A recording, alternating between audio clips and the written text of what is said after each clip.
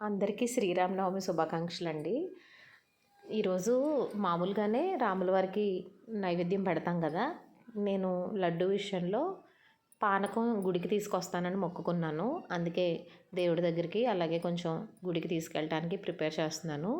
Long video పెట్టండి, long video పెట్టండి అని చాలామంది అడుగుతున్నారు. నాకు కుదరట్లేదండి. లడ్డు గురించైనా లాంగ్ వీడియో పెట్టండి అని అడిగారు నిన్న. సరే పెడదాము అని చెప్పేసి ఈరోజైతే లాంగ్ వీడియో పెడుతున్నాను.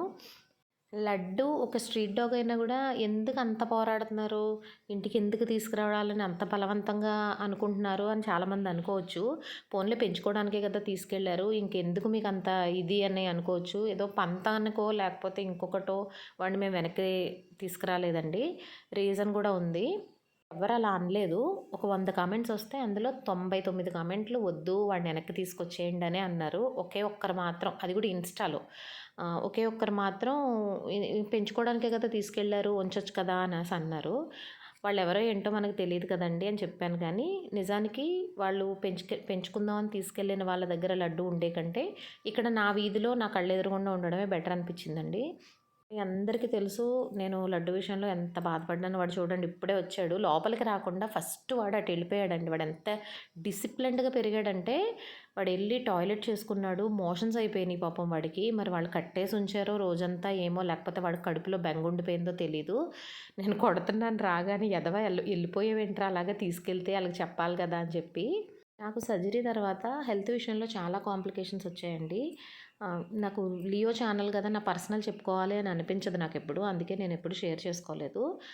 నాకు కొంచెం మూడ్ స్వింగ్స్ ఎక్కువ వస్తున్నాయన్నమాట ఈ మధ్య. ఒక్కొక్క రోజు రీజన్ లేకుండానే నాకు కోపం వస్తుంది, విసుగు వస్తుంది, మనసు ఊరికే డిప్రెషన్ లాగా ఫీల్ అవుతున్నాను. అందుకే ఆ రోజు కూడా ఎప్పుడూ వాడితో పాటే ఉండేదాన్ని. త్వరగా లోపలికి వెళ్ళిపోయాను మనసు బాగాలేదని. ఆ టైంలోనే వాళ్ళు వచ్చారంట. నేను చెప్పాను కదా మా ఏరియాలో వాకింగ్ చేస్తారని. వాళ్ళ ఎదురుగుండానే చైన్ వేసుకుని తీసుకెళ్లారట. వాళ్ళు అడిగారంట కూడా, అదేంటి తీసుకెళ్తున్నారు అని అంటే, పెంచుకుందామని తీసుకెళ్తున్నామండి, మేము ఇంతకుముందు కూడా చాలాసార్లు ట్రై చేసాము, వీడు రాలేదు, ఖర్చయిపోయాడు, ఇప్పుడు బెల్ట్ వేసి ఉంది కదా అందుకే చైన్ లింక్ చేసి తీసుకెళ్తున్నాము అని అన్నారంట. నిన్న మార్నింగ్ ఎతికాము, ఈవినింగ్ ఎతికాము, అంతా వెతికిన తర్వాత నాకు ఆలోచన వచ్చింది, వీళ్ళు వాకింగ్ తిరుగుతారు కదా, వీళ్ళకి ఎక్కడైనా కనపడితే చెప్తారు కదా అన్నట్టుగా నేను వాళ్ళ దగ్గరికి వెళ్ళాను అనమాట. ఇలా అండి వాడు కనిపించట్లేదంటే, అయ్యో అమ్మ చెప్దాం అనుకున్నాం మేము, కుదరలేదు, ఇలా వాళ్ళు తీసుకెళ్ళారు అని అన్నారు. చూడండి రాగానే ఆడు తమ్ముడు, చెల్లి వీళ్ళందరూ ఉంటారు కదా సిబ్లింగ్స్, వాళ్ళతో దెబ్బలాడుతున్నాడు అనమాట, ఆడుకుంటున్నాడు.